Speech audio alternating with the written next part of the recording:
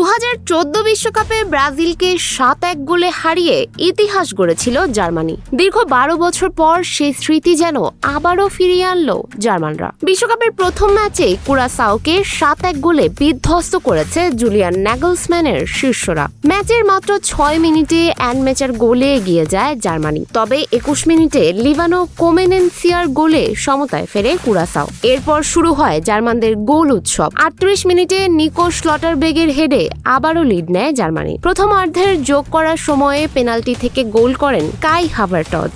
বিরতির পর Jamal Musiala, Nathaniel brown ও Dennis উনদাফ একে একে গোল করে ব্যবধান বাড়ান। আর ম্যাচের শেষ দিকে নিজের দ্বিতীয় গোল করে কুরাসাওয়ের কফিনে শেষ পেরেক ঠুকে দেন কাই হাভার্টজ।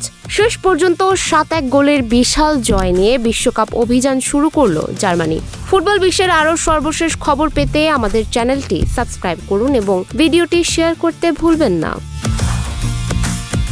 সুমায়া হক তনি, নিউজ ফ্ল্যাশ 71।